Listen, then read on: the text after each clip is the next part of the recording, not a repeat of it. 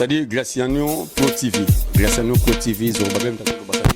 To zapeza pété to fana kawa, c'est-à-dire bloka bien, bloka qualité zande awa. Talanga lo ba famba tena ko sa pété. Mais zo atinde bino na Graciano Pro TV. Boko tawana boza dessus té. Boko tawana boza dessus té. C'est-à-dire babilo kwa bien, o bino boluka wana zogo. Pa isantu aolo. Graciano Pro TV. Yango nde makambo. Ni zappez plus d'autres chaînes. Restez sur Graciano Pro TV. Check.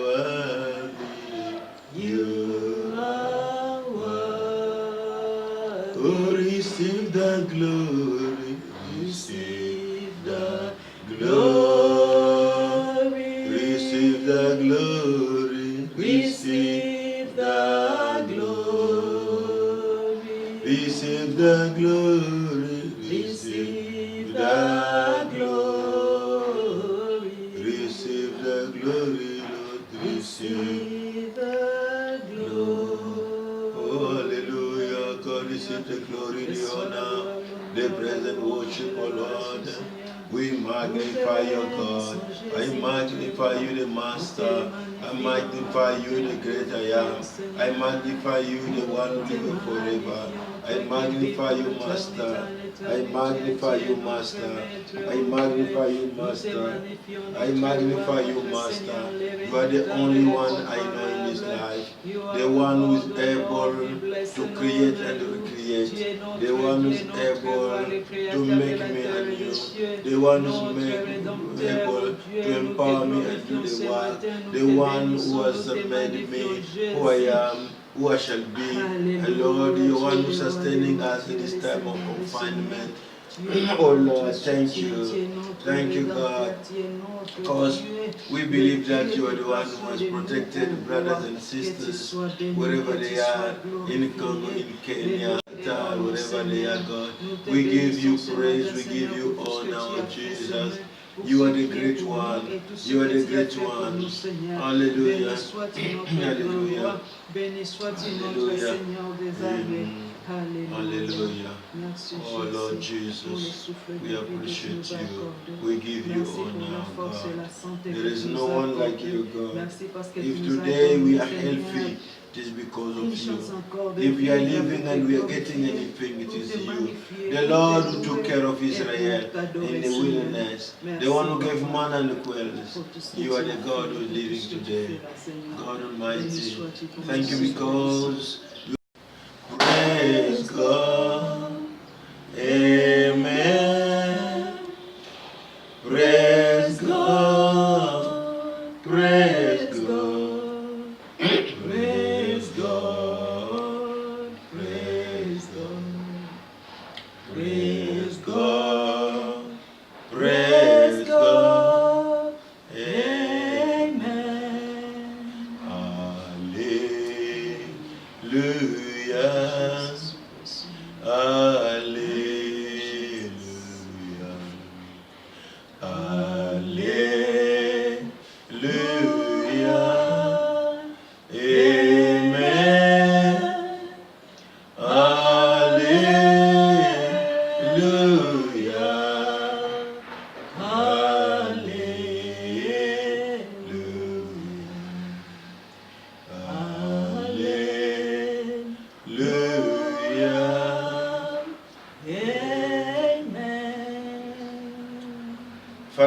in the name of the Lord Jesus Christ, Papa na kombo na Yesu Kristo.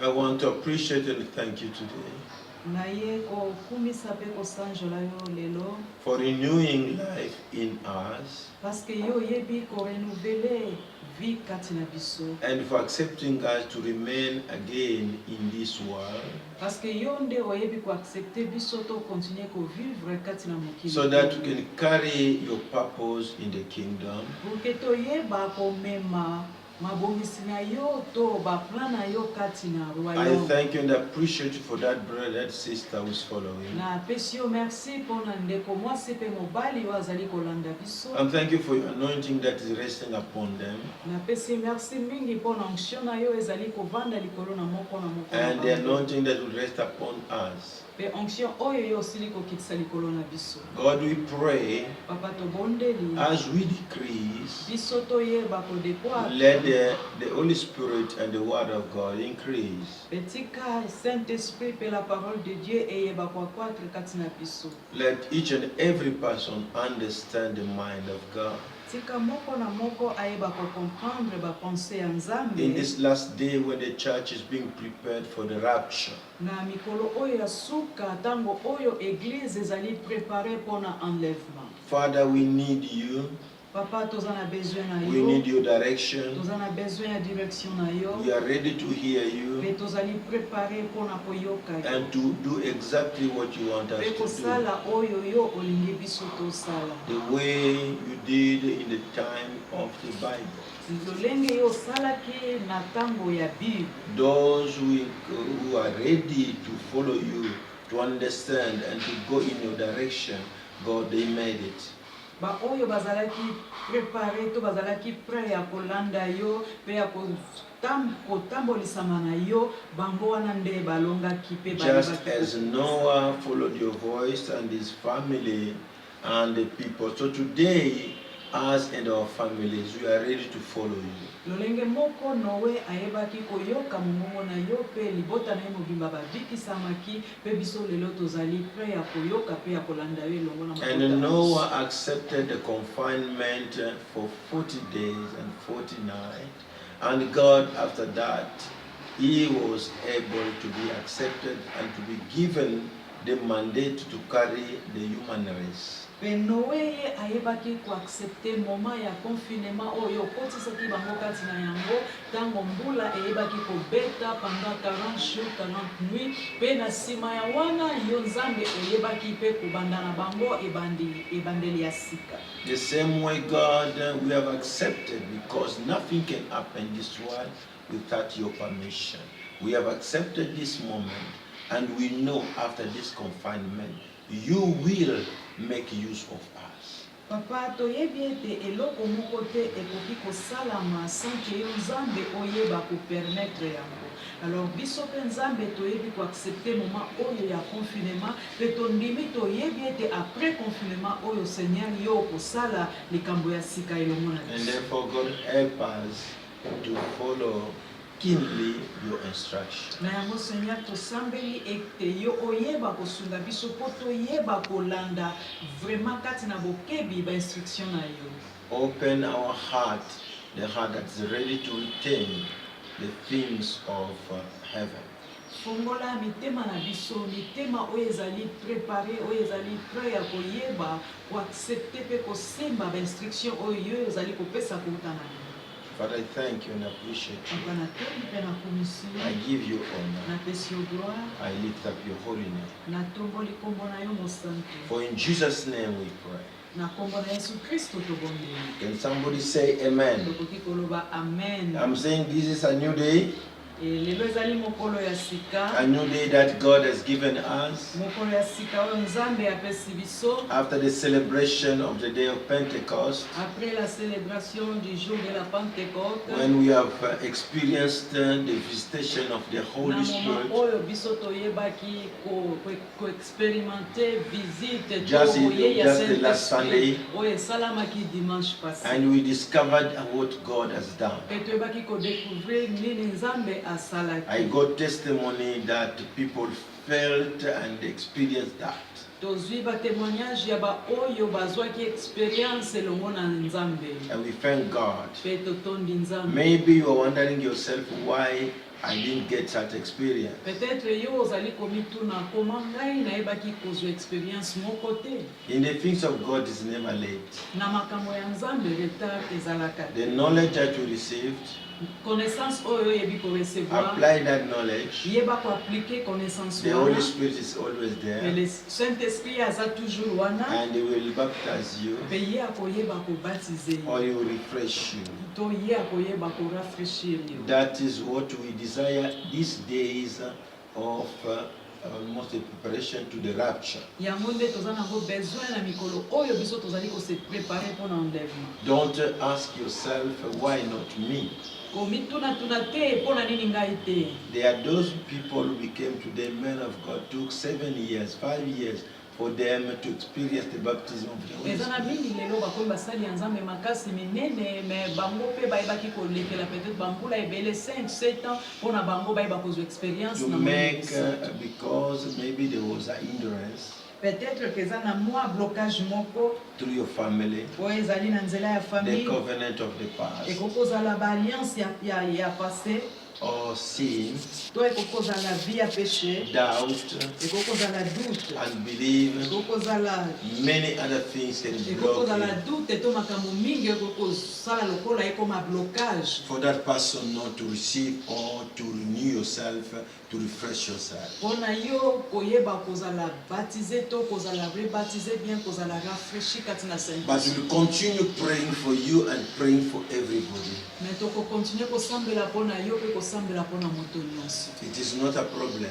Ezali vraiment problème. Don't make it a problem in your life. Kosala yango problème te kati na vie na yo. Maybe you wanted to see me face to face, maybe pastor can lay hand on you. Peut-être que bana kolinga omona ngai face à face po pasteur ayeba ko imposer main likolo na The yo. invisible hand of God is more powerful than mine. Mais ce n'est toyeba que la main visible de Dieu ezali plus puissant que oyo ngai. He says in Isaiah 59, my hand is not shortened to help. alobi kati na Esaïe 59 ke loboko na ngai ezali mokuse te mpona yeba kosalisa. It is your sin that separates me and you. Ezali nde bapeshe na bino ezali kosepare ngai na bino. Sometimes it's not sin. Ya na bamoma mosusu ekoki kozala pe peshe te oyo It is ezokosala. not even covenant. Peut-être pe ezali même alliance te oyo tosalaka. But the application of what you have heard. Mais ezali seulement application ya oyo yo recevoir ya connaissance oyo. If you have not applied yet, soki yo nano appliquer connaissance wana it te can create a problem. ekoki kozala na mwa problème. But we will enter in another seminar to study the after the baptism. During that moment, you'll understand. Alors peut-être que tokozwa tango lisusu ya kozala na mwa séminaire moko na côté ya après le baptême toyeba nini esalamaka mpona tango wana peut-être que tokozwa mwa. So our message today will be the new trend of the church after the baptism of the Holy Spirit. Message na biso ya lelo ezali nouvel élan après le baptême du Saint-Esprit. The new trend of the church after the baptism of the Holy Spirit. Nouvel élan dans l'église après le baptême du Saint-Esprit.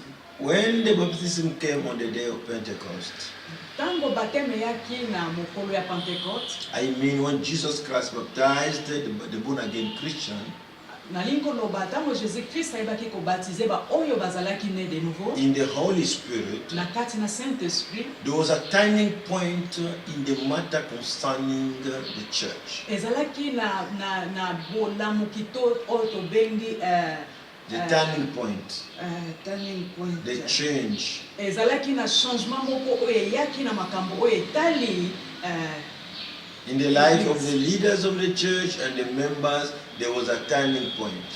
na kati ya vie ya ba dirigeant, na kati ya ba membre ya église, ezalaki na changement oyo esalamaki. We can tell that the visible and invisible disciple of Jesus Christ by that time were ready to carry Christ's delegated authority. Alors tokoloba boye ke ba disciple visible na ba disciple invisible ya Jésus-Christ na mokolo wana bazalaki prêt pona koyeba komema to kokokisa mabongisi ya Jésus-Christ. Whom I'm calling the visible disciple. Banani oyo nazali kobenga ba disciple visible. The 12 disciples whom Jesus presented to us. In fact, the 11. Bangonde bazali ba les 12 ou les 11 disciples oyo Jésus-Christ ayebaki ko présenter biso. After they chose another one, became the 12 one. Alors après bango pona ko remplacer moko oyo ezalaki Juda po ete bango bazonga 12. And the one who was not even known so much. Moko oyo azalaki vraiment connu parmi bango. And the invisible disciple of Jesus Christ, I'm talking of the people who were them in the day of baptism when they were in the upper room. Alors ba disciple invisible na lingina lobela ba oyo bazalaki na mokolo wana na kati ya chambre haute tango Saint-Esprit ayebaki ko visiter ba. So we have the visible and the invisible disciples. Alors tozali na ba disciple visible pe invisible. There's even one, the one who came to take the body of Christ. He was also the disciple, an invisible disciple. Alors parmi les disciples invisibles, tozana moko oyo ayaka pona kozwa nzoto ya Jésus-Christ ko bombisa yango. Azalaki parmi ba disciples invisibles ya Jésus-Christ. He accepted to carry the matter of the burial of Jesus Christ in a decent way. Ye andimaki ayeba kokunda Jésus-Christ na lolenge moko ya honneur. Those people are called invisible disciples. Bangonde oyo to bengi ba disciple invisible. And the time because the Holy Spirit has come in response to the instruction of Jesus Christ, they said we are ready to move. Alors na moment oyo tango Saint-Esprit mena asili koya bango nyonso wana batelemaki pe balobi tozali prêt ya biso toyeba sikoyo komarche. To carry the purposes of the church of Jesus Christ. Tozali prêt ya koyeba komema to komarche to kokisa oyo ezali bit to ba plan ya Jésus-Christ concernant l'église. So all of you know that Jesus gave instruction in Acts chapter 1 verse 8 when he said, but you will receive power when the Holy Spirit comes upon you, and you will be my witnesses, telling people about me everywhere in Jerusalem, throughout Judea and Samaria, and to the ends of the earth. That is the instruction Jesus gave. Alors biso nyonso toyebi eke na mokanda ya Acte chapitre 1 kobanda na verset 8 esika pe Jésus-Christ apesaki instruction kati na ba disciple ayebisi bango ete bino bokoyeba ko recevoir puissance tango Saint-Esprit akoya boko recevoir puissance likolo na bino pe bino bokokoma ba témoin na ngai na Jérusalem na Judée na Samarie pe jusqu'à l'extrémité de la terre bokokende pe bokoloba concernant ngai. And I want to say indeed there was what we call, the church started with a supersonic speed so that they can carry the mind of the Most High, the one which Jesus communicated to them. Alors na moment na lingina lobaki église mena eyebaki ko banda na vitesse moko to ko loba ya supersonique oyo esalaki vraiment ke elamusa pe epusa église mbala moko ebanda ko. And that is why we see the report given in the Bible about the first sermon which Peter gave to the people who came curiously. I'm talking about curiosity. They came with curiosity to watch those who were spirit-filled and speaking in other tongue. They came to watch something happen. Peter had to take courage. That's the first sermon that has ever existed apart from the one Jesus gave. Yango wana tozomona Bible ezolakisa biso sermon ya liboso to message ya liboso oyo Pierre ayebaki kopesa après bango ko recevoir Saint-Esprit. Yango ememaki bato ebele bazalaki curieux bayaki po bamona bayeba eloko nini esalami nini ekomeli bato oyo nde bazolakisa biso serment oyo Pierre apesaki ezalaki ya nguya makasi oyo pesamaka nanu te à part oyo Jésus-Christ ye moko apesaka. If you look at in the book of Acts chapter 2, soki otali na mokanda ya Acte chapitre 2 verse 36 up to na 41, verset 36 eti na it is 41 telling you what exactly Peter gave as a sermon to the people who came to watch. ezokolakisa yo nini oyo Pierre apesaki lokola sermon oyo esalaki eke bato baya pe bayeba kotala. Because anytime the power of God in the surrounding and people who hear you, they will come by curiosity to see if you are drunk. Alors na moma nyonso tu oyo ya na nzambe esili kokita pe manifestation ya molimo mosantu ezali bato bakozala kirie bayeba koya batala eske moto ya lango eto likambo nini ezosala. And Peter said in verse 36, so let it be clearly known by everyone in Israel that God has made this Jesus, whom you crucified, to be both Lord and Messiah. 37, Peter's words convicted them deeply, and they said to him and to the other apostles, brothers, what should we do? Verse 38, Peter replied, each of you must turn from your sins. In another way, you must repent and turn to God and be baptized in the name of Jesus Christ for the forgiveness of your sins. And then you will receive the gift of the Holy Spirit. Verse 39, this promise is to you and to your children, and even to the Gentiles, all who have been called by the Lord our God. Verse 40, then Peter continued preaching for a long time. Today I will not be long. Strongly urging all his listeners.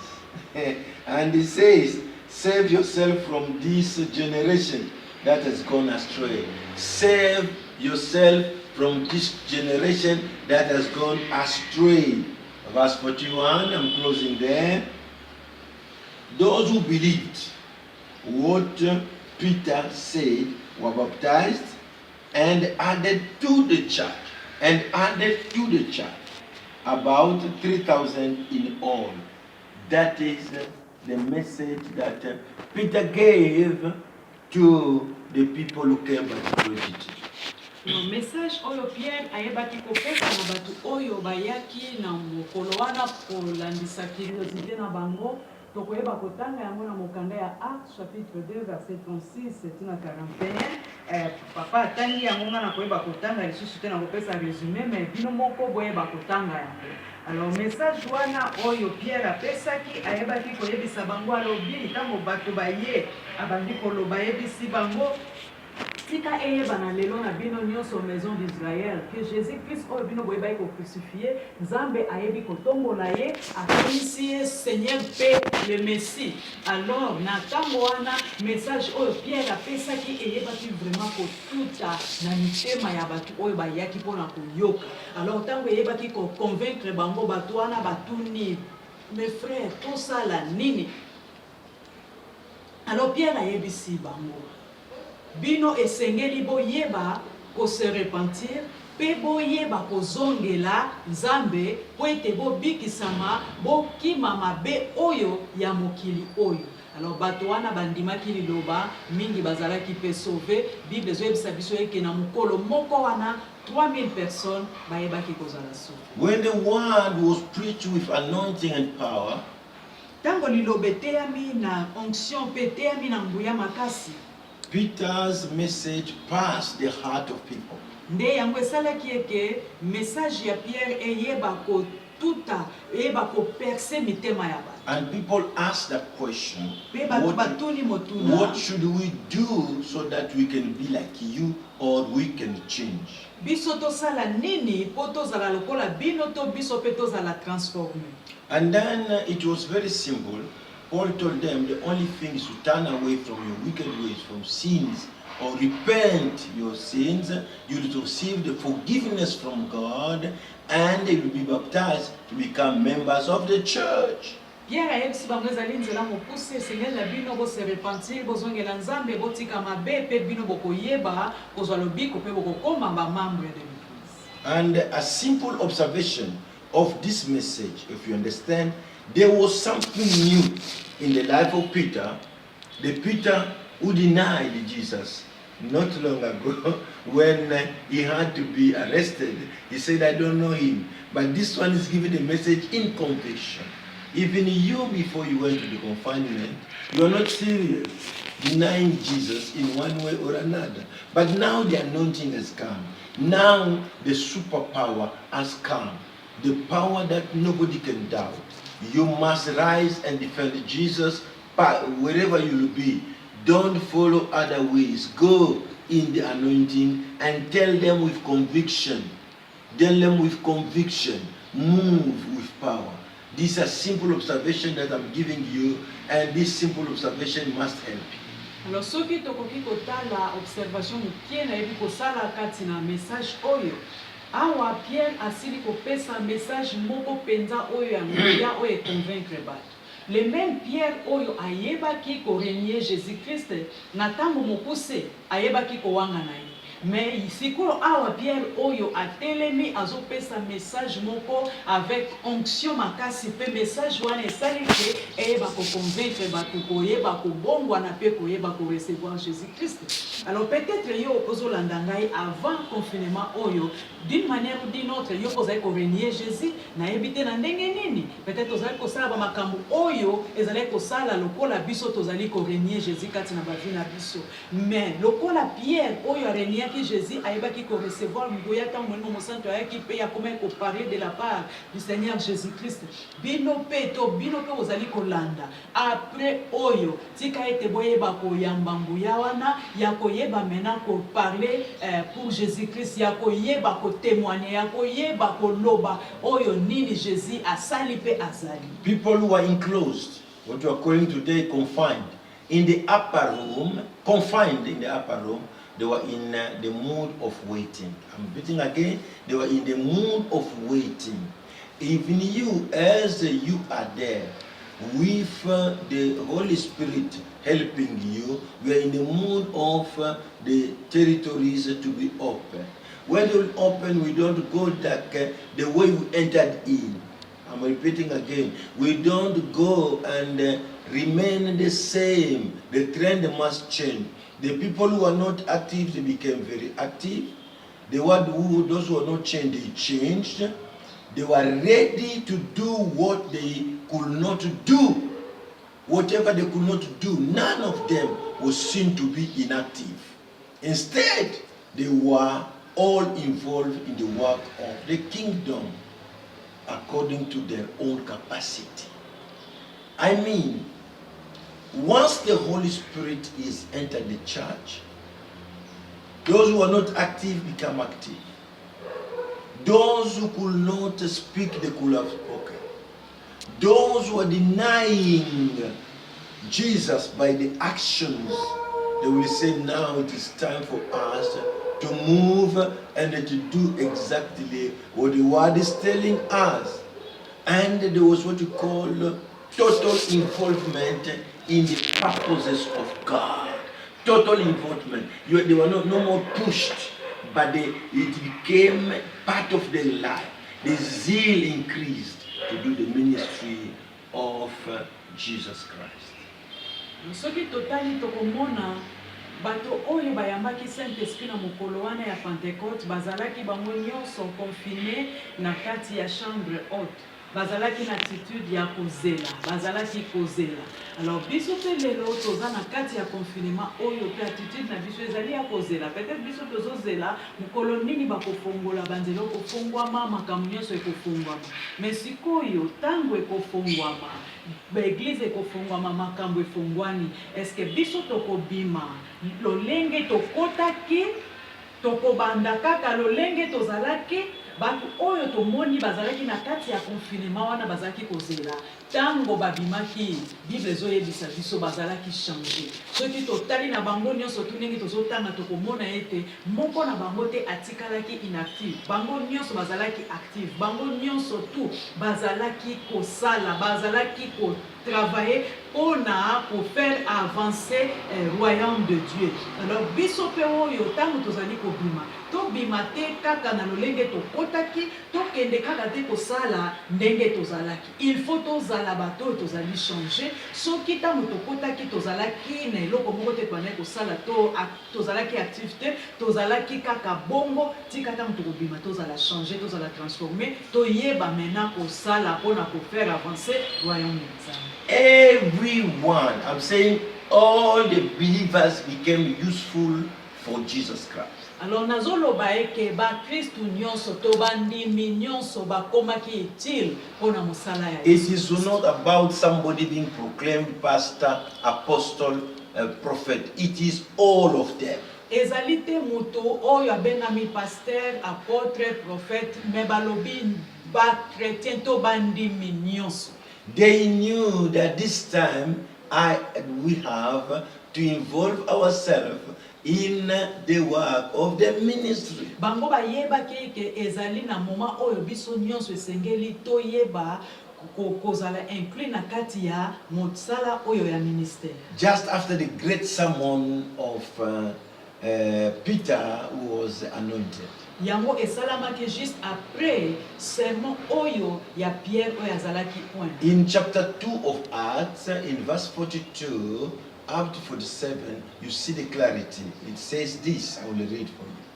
Alors na mokanda ya Actes chapitre 2 kovanda na verset 42 na 47 ezopesa biso mwa clarité kuna na kotangela. The Bible says they joined with the other believers and devoted themselves to the apostle teaching and fellowship, sharing in the Lord's Supper and in prayer. 43.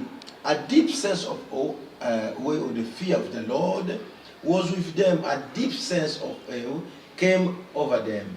All the apostles performed many miracle signs and wonders.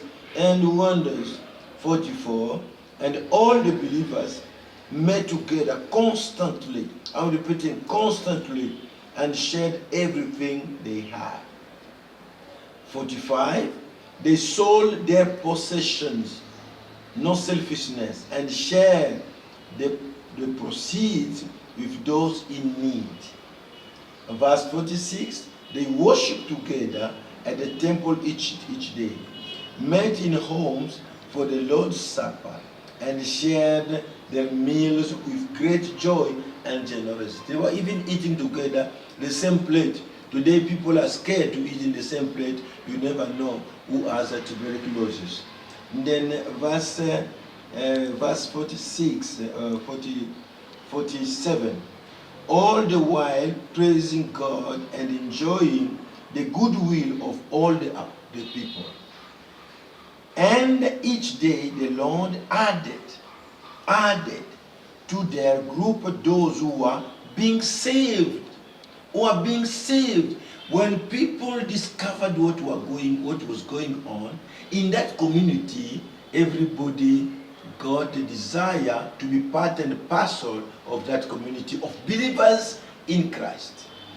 Alors, ce qui est autant à mon canal, Acte chapitre 2, pour verset 42, tina 47, pour na bazoe bisabiso, que apôtre to batu oyo nyonso to na bandimaki bango nyonso bayebaki ko persévérer kati na enseignement ya apôtre bayebaki ko vanda na kati ya communion fraternelle pe bayebaki bango nyonso ko vanda sika moko bazalaki ko kabola lipa bazalaki ko teka biloko na bango pe ko partager selon besoin ya moko na moko. Alors bazalaki vraiment kati na bomoko kati na bolingo wana baliaki elongo lelo oyo eza difficile pour na biso ba tutolia esika mo parce que tozobanga toyebi te nana za na tuberculose nani yango kota poison donc tozobanga tosala yango lisusu te ndenge ba porte bazaki kosala yango mais balobi bato bavanda ke esika moko balia ke esika moko ba persévérer kati na enseignement kati na ba prière et pe balobi ke bolingo wana bomoko wana ezalaki kati na bango nde eyebaki lisusu kwa attirer bato nde Bible lobi mokolo na mokolo chaque jour bango bazalaki kokutana Nzambe azalaki kobakisa nombre kati na bango ce qui signifie que ba oyo bazalaki attirer na oyo bazalaki komona pa na bango bango pe bakomaki ba membre to bakomaki bandimi na kati ya lisanga wana. When you read carefully the scripture, you will understand that there was enthusiasm of every person who joined the new movement or the new community of Christians. There was enthusiasm. Why? Because the old movement of the religious, of the Pharisees and the Sadducees, I'm repeating again, the old movement of the Sadducees, it became too burdensome. It became too burdensome to them. They are now seeing the movement that is caring, that is loving, and then people joined and they participate. They were enthusiastic even to sell the possession and give to those who had not. Soki toyebi kotanga malamu to observer to komona ete ba oyo nyonso bayebaki ko rejoindre lisanga oyo ya ba disciple to ya ba oyo nyonso bayebaki ko ya elongo bandimelaki Jésus Christ to komona eke kati na bango kuna bango nyonso bazalaki na enthousiasme moko kati na bango bazalaki na ngo oyo ezalaki vraiment ko pousser bango ko sala bazalaki ko sala oyo ezalaki ko sala même ke bateka biloko na bango pona ko yeba ko partager na batu o bazalaki na besoin bayebaki ko na mouvement oya sika ya bandimi oyo ezalaki vraiment elongolaki mouvement ya kala oyo ezalaki komemela bango ba fardo oyo mouvement ya ba pharisien oyo olie emema esengo pe liberté mezaki lokola kotia fardo likolo na bango alors bango bazalaki na esengo ya ko rejoindre mouvement oyo sika pona bolingo pe bomoko pe kolongola oyo eyaki kolongola fardo oyo mouvement ya kala etiaki the movement of the spirit. The new church, the new movement of the community of Christians was spirit-led. And while the old one of the Sadducees and the Pharisees was law-oriented, it was only do. But here it is led. Are you getting what I'm saying? We are led, not forced to do. So the people found it light. That's why Jesus Christ, when you follow the scripture, he said, my burden is light. It does not complicate people. Very light. If you read Matthew, you will see that scripture very well. I don't want to read it now because I don't want to take your much time because of your bundles there. But I want to tell you one thing. This new community did something. It was not today, dear brethren, today even the Church of Jesus Christ, we have burdened the members of the church. Give this, do this. The person is giving a tithe, the person is giving a thanksgiving, and we are pushing them. The church has become a place where people want to secure some riches. People want to secure their own thing. So it was burdensome for the Pharisees and the Sadducees. So when the people saw the new community coming with a large burden, they joined. I am speaking to you, brothers. The time has come when we have to change, to come out of the apostasy that has been ours. Soki totali na mouvement ya kala oyo ezalaki ya ba pharisien na mouvement oyo eyaki sika différence ezali ke mouvement oyo ya ba pharisien ezalaki mouvement oyo ezalaki basé sur la loi pe na kati ya mouvement na ya bango ezalaki kaka sala oyo soko salite oyo ko sala masala sala alors soki totali na mouvement ya sika oyo ezalaki conduit par le Saint-Esprit oyo ezalaki dirigé par le Saint-Esprit ezalaki mouvement oyo oyo eyaki te mpona kopousse bato ke soki osali te sala osali te mais ezalaki mouvement oyo ezalaki ezokopermettre bato bazala conduit par le Saint-Esprit.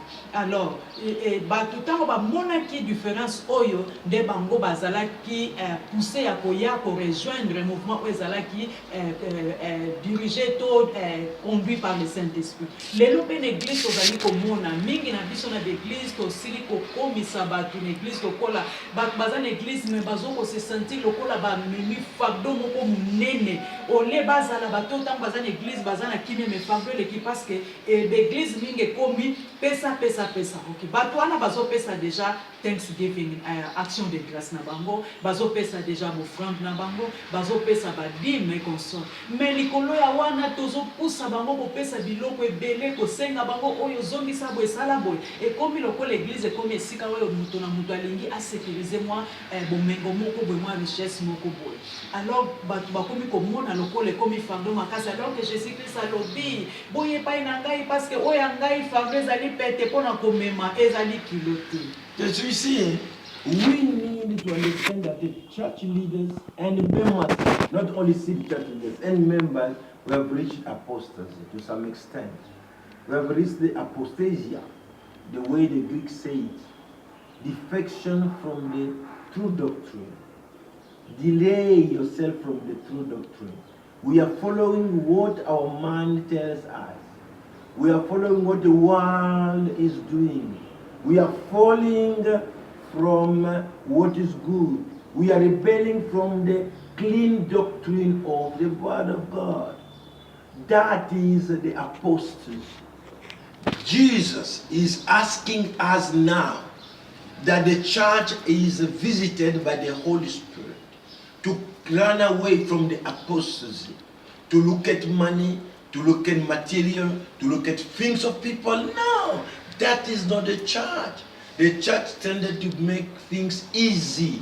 Let everybody willingly take his possession, sell, put together, support the poor, support the widows, support the people who are in need, and so on. Apostasy today, the people have entered in things which are not good. Pastors in magic, pastors in weird tradition, even members. Compromise has become so much. Compromise has become so much. And all both leaders and members devouring one another in our character. You see what the church is today? God does not want it.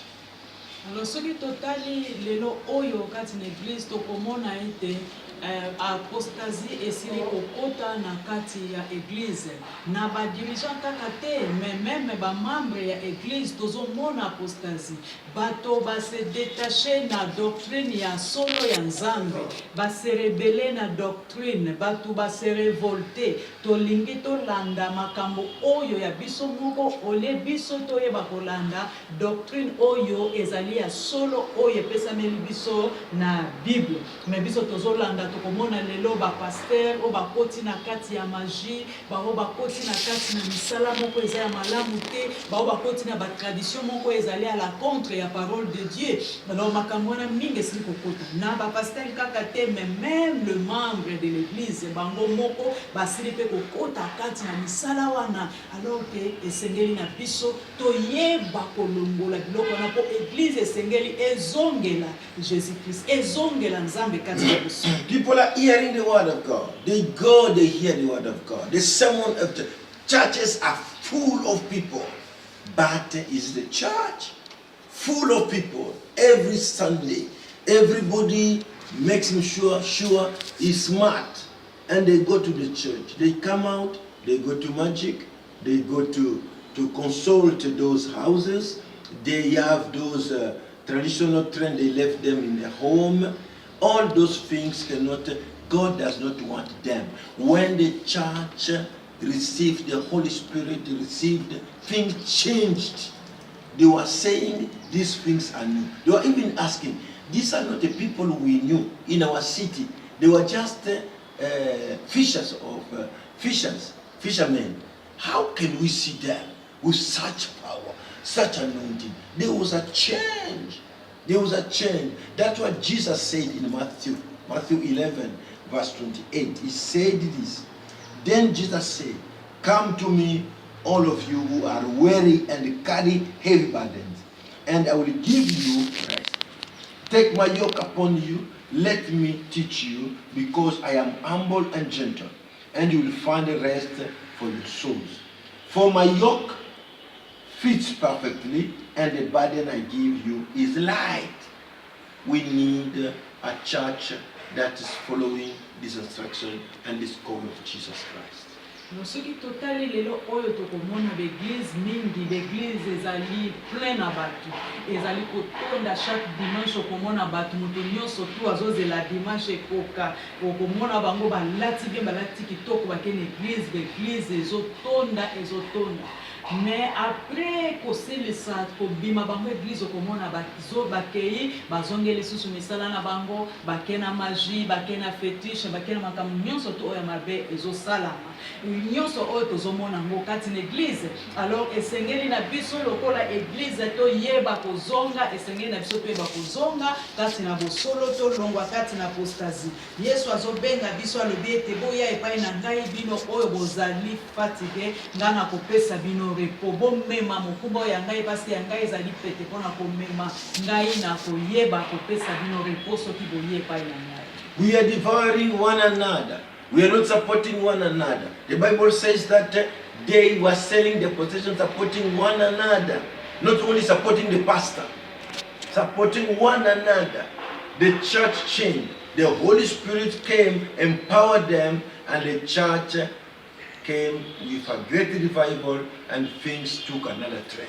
Alors tango Saint-Esprit asilaki koyana akitelaki bango tomoni ete église ezalaki transformée, ezalaki changé, parce que bango tango basanganaki wana na kati na changement wana bakomaki vraiment enthousiasme ya kosalela nzambe, batekaki biloko na bango mpona kosupporter ba bazalaki na ba besoin. Alors lelo oyo pe lokola Saint-Esprit azali kati na biso lokola église, esengeli na biso tolakisa changement wana esengeli ezala kati na biso koteka to kosupporter misala eza kaka kosupporter mosali na nzambe te, tozali kosala mpona kosupporter baoyo baza na babesoin, baoyo bazali baveuve, baorphelin, baoyo baza na babesoin ya makasi, nde esengeli tosalisa ntango tozali koteka babiloko. The anointing, the presence of the Holy Spirit in the early church empowered them. The church became vibrant. I'm repeating again, vibrant, because after that confinement, in the upper room, they came out. Let it be so. As we come out from this confinement that is being added, they will still end. They will stop. They will not continue, because the Holy Spirit wants to continue His work, and He's continuing His work. The church must continue to be vibrant, change the character. The church must now impose itself in the society. The church must impose itself in the society. We must be like Paul, who was going with Barnabas from place to place. The COVID-19, in fact, it was a COVID-19. It is not a COVID-20. Are you getting what I'm saying? It's COVID-19. This means 2019. It must stop. That's why though it is doing some work, what it is doing, but it was for 2019. Now we are in 2020. Things must change. God does not want you people to remain the same. Change sincerely. Let me change sincerely. You also change sincerely. The Bible says in Ezekiel 33 in verse 11 that God does not want the devil of the wicked, but He wants them to change and live. Why should we continue in the past experience that did not bring us newness, that did not bring us blessing? We need to review, to reevaluate not our Christian faith. Our Christian faith. How are we moving? The Holy Spirit cannot come and continue to joke with us. This will be a time of exposure. God will start exposing people. Alors, esengeli na biso toyeba ete tango molimo mosantu ye ayaki, molimo mosantu ye ayebaki kotondisa église na nguya makasi mpona koprepare bango mpona réveil oyo eyebaki kosalama nanu te. Alors, lolenge moko mpe biso lelo oyo Nzambe ayebi kotia biso na kati ya confinement oyo kasi azali koprepare biso lokola église mpona réveil oyo ezali koya. Réveil makasi oyo biso nanu totikala komona te avant confinement oyo. Alors après Nzambe alingi ete vraiment église eyeba kokoma église oyo ezali vibrante, église oyo ezali réveillée, église oyo s'imposer na kati na mokili, église oyo koyeba komema makanisi na ye ba projet ba plan na ye oyo ye abongisa mpona mikolo oyo ya suka. Alors esengeli na biso etozala église wana oyo tokoyeba kotambola na kati na bosolo, parce que soki bosolo ezali kati na biso te kozala pasi yango wana bazoba biso kati na mokanda ya Ézéchiel chapitre 33 kobanda na verset 10 na 11 balobi mpona nini bokoluka bokufa. Balobi Nzambe na biso aza na posa ya bato masumu kokufa te, mais aza na posa na bango ba se repentir mpe bayeba kozongela ye pour que bayeba kovivre. Ye aza na besoin te moto na masumu akufa. Yango wana bazoko interpeller mpe biso toyeba kozonga po te tokufa te kasi toyeba kovivre. I think you are understanding the message. We are talking about the new trend. We must talk about the new trend. How will we go from now on? How will we go? Which direction should we take? What should we do? It's very important because the time has come.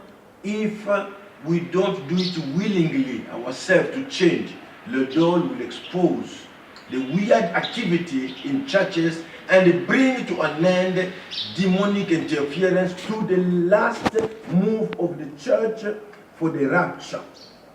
God will come and start exposing as ministers and members, those who believe they are extra members, extra people, or they are higher in life. There's no one higher.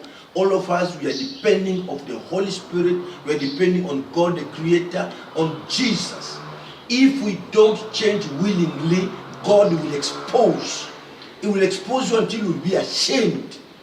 You will be ashamed, and he will be you can have a big title, you can have a big name, but God exposes you of your character, that hidden character, that wrong character that you have. You know yourself, you know your life, and you know who you are, and you know the things which you do. Change willingly. If not, in that interference you are doing in the things of the church cannot go far because of you. People will fight because of you. People will hate one another because of you.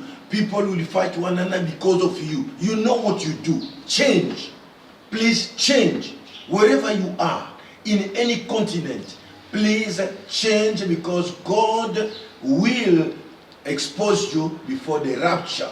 That is what I wanted to tell you. Paul did it to Elimas, and something happened when he did it to Elimas.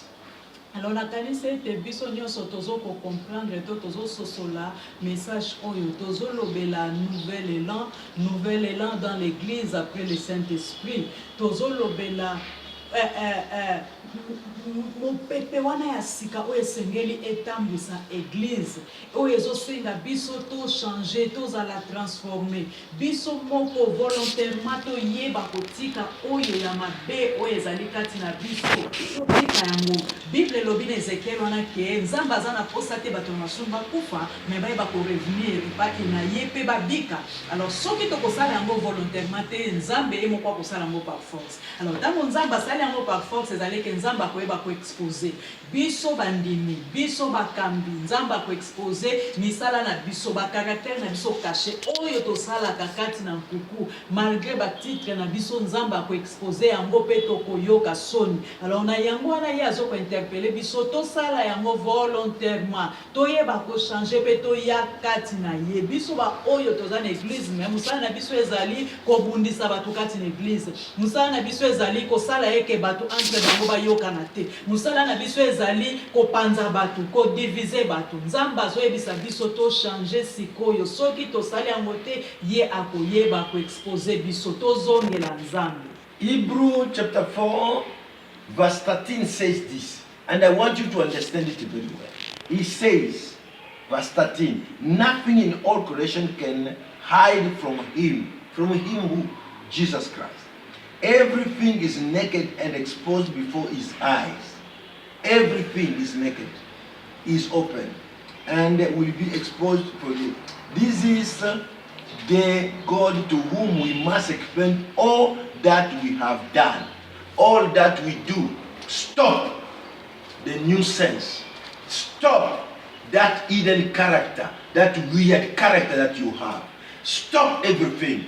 Consider that the Holy Spirit is with you and do new things and follow the new term. Alors kati na mokanda ya Hébreu chapitre 4 na verset 13 ezobela biso boye. Nulle créature n'est cachée devant lui, mais tout est né et découvert aux yeux de celui à qui nous devons rendre compte.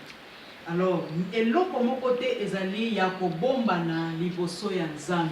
Nyonso tu epai na ye ezali polele, ezali ya kofungwama. Alors, esengeli na biso to yeba ete oyo nyonso pe tosalaka eza na mboka achete liboso na Nzambe. Alors, tika biso to stopper oyo tozali kosala oyo ezali ya mabe tozosala na bobombami avant Nzambe ye moko ayeba ko expose biso. To stopper pe tozongela.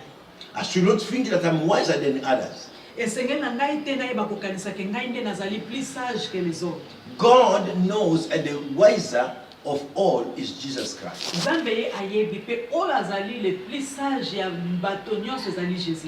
Paul, one day, he was going into his first journey. They were preaching in Paphos. Him, Barnabas, and Paul were sent by the church. And the anointing was upon their life. As they are going, somebody was interfering in what they are doing. They are doing the work, they want to expose the word of God. They want to see the move of the church. They want to see things are going well. They are working hard for the work to move. But there was a man called Elimas.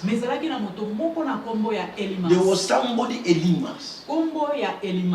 That Elimas was a sorcerer. In Greek.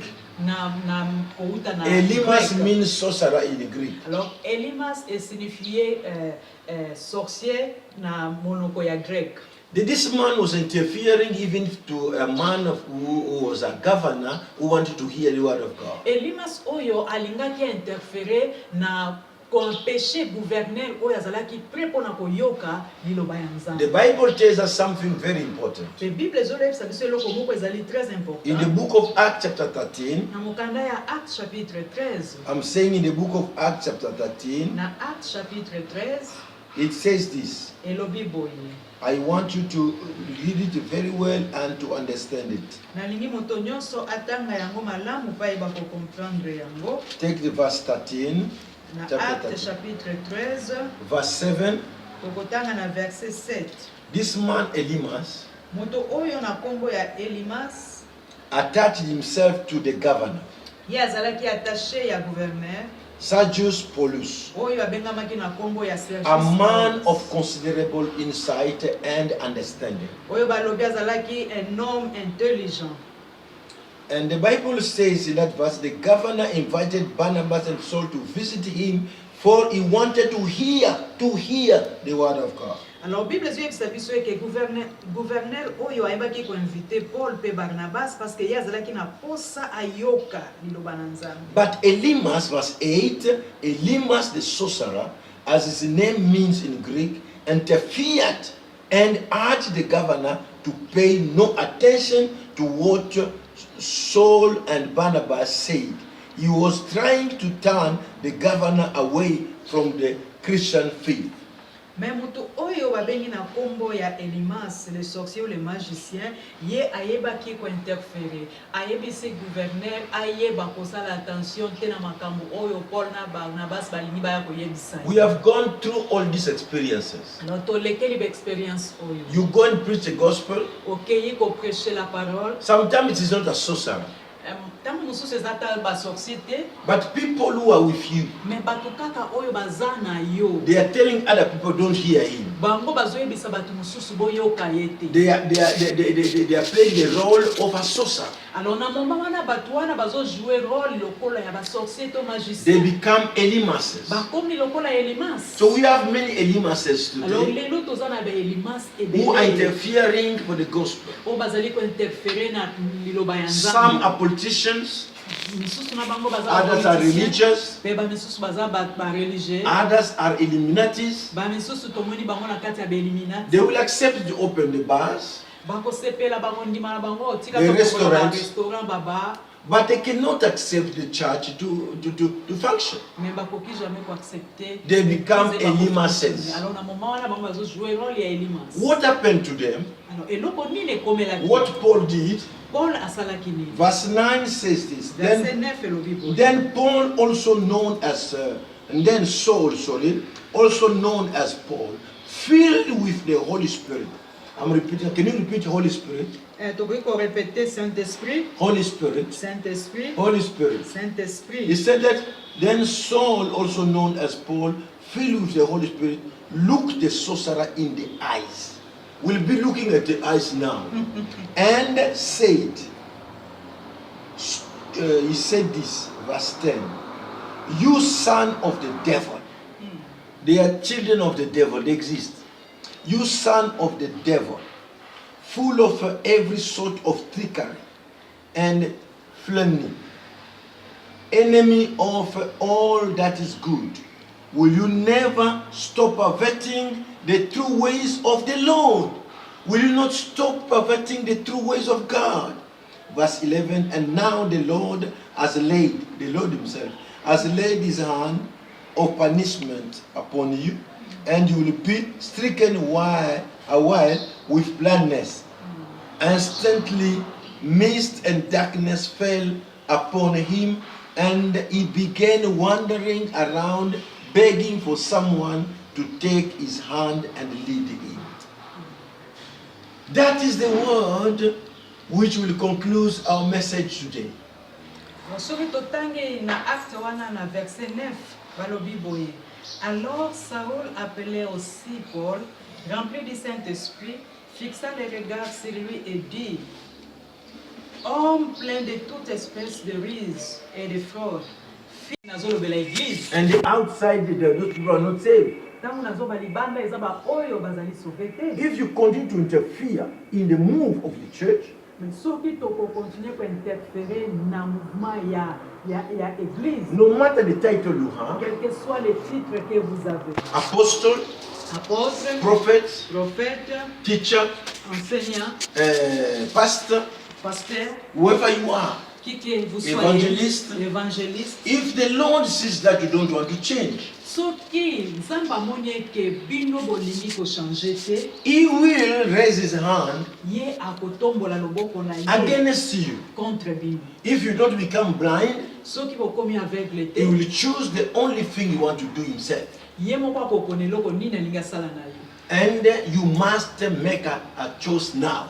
Alors esengeli na biso toyeba kosala choix. You must make a choice now. Esengeli tosala choix na biso We sikoyo. must make a choice now. Esengeli na biso tosala choix Because the sikoyo. church must Parce move. que église esengeli emarche. The purposes of God must be fulfilled. Babit pe baplan ya nzambe esengeli ezala accompli. God is ready to do the thing He wanted to do. Parce que nzambe na biso azali prêt ya kosala oyo ye alingi asala. He said He wants to do it through the church. Pe yes alobi alingi asala yango à travers l'église. I'm saying He wants to do them through the church. Azosala yango à travers l'église. And if you want to understand, read Ephesians chapter 3. Alors ceux qui ont comprendre yango bien tanga na Ephésiens chapitre 3. The church is a very, very important, crucial in the eyes of God. Donc comprendre que église ezali très important et crucial na miso ya So Nzambe. anybody will come to interfere of God what to do to the church. Na yango mutu nyonso oyo akoya koluka kointerfere na oyo Nzambe alingi asala à travers God will l'église. deal with him. Nzambe akoyeba ye moko kosala. But his great desire, Mais désir na ye monene, he wants everybody alingi moto nyonso to be useful azala na motuya, in the church, azala utile the kati way l'église. it was in the early Ndenge church. ezalaki na église All primitive. believers have one mind, one spirit, Bango nyonso bazalaki na esprit moko, bazalaki na pensée moko. and selling whatever they Pe have, bango bayebaki supporting koteka, one bazalaki na another, bongo na kosupporter going les in the uns same les autres. direction. Bango nyonso bazalaki kotravailler na That is direction our moko. prayer today. Yango nde ezali prière na biso That the new trend we are waiting. que élan This nouvelle is élan the tozali new, kozela. that the new trend after the baptism of the Holy Spirit. Nouvelle élan oyo eye après le baptême du What should we Saint-Esprit. do? Esengeli na biso tosala nini? Next Sunday, Dimanche I will prochain tell you many things. nakoyebisa bino What we should mingi do na oyo esengeli for that tosala. trend to become Mpona very élan real. wana eyeba For kokoma that trend to solo become kati na very biso. real. Po élan, You. qu'il prend soin de If vous. you're not saved yet, Soki ozali na sauveté, accept acceptez Jesus Christ as Lord and Savior. Jésus-Christ.